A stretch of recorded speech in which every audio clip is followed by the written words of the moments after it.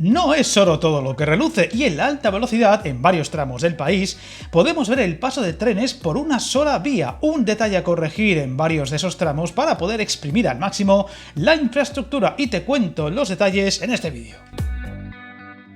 A pesar de ser un tramo de vía a medio gas, la situación va a cambiar en los próximos tiempos de forma muy drástica. Por ejemplo, en el trazado entre León, Palencia y Valladolid, que tiene varios tramos de una sola vía, y Adif ya ha puesto en marcha la compra de materiales para hacer realidad una de las correcciones más necesarias en la red de alta velocidad del país, la que estrangula los servicios entre estas tres ciudades, donde hay varios tramos de una sola vía y que ahora, a pocos meses de la entrada en servicio de la nueva variante de Pajares, se hace más necesario que nunca corregir ese verdadero cuello de botella que ya, a pesar de tener pocos servicios diarios, estrangula el tráfico en esta zona del país.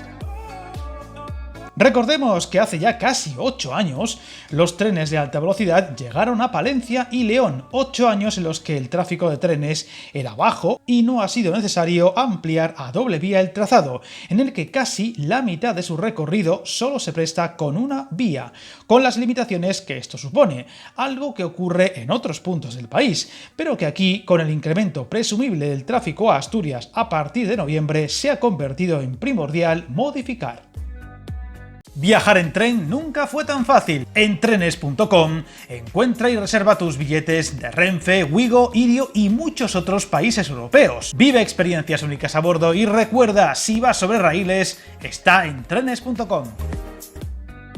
De hecho, la propia Adif ya advirtió que la saturación de la línea estaba al 50% de su capacidad, y ahora, con la nueva variante de Pajares augurando un mayor número de trenes con Asturias y la llegada de los esperados trenes de abril, hace más que necesaria esta actuación para evitar colapsos del tráfico a su paso por esta zona.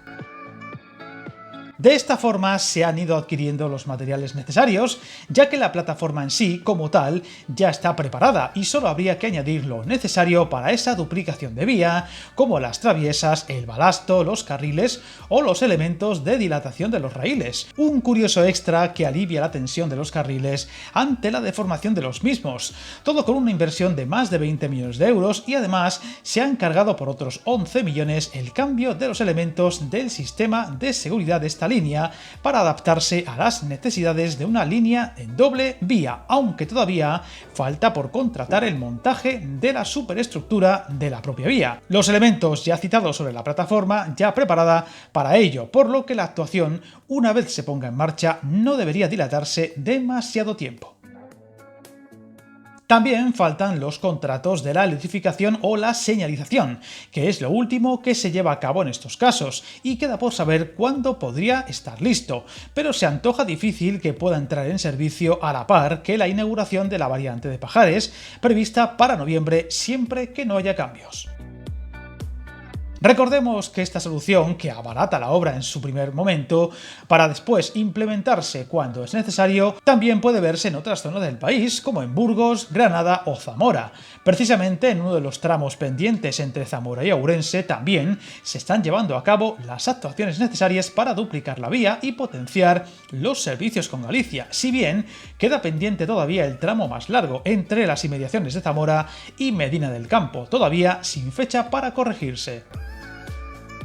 En Granada habrá que esperar a los avances de la nueva variante de Loja para poder duplicar la vía allá donde quede por hacerse, mientras que en Burgos todo hace pensar que el trazado entre la capital burgalesa y Magaz no tendrá esa duplicación hasta que se abran los tramos de la Y vasca y por tanto aumenten considerablemente los tráficos con Euskadi.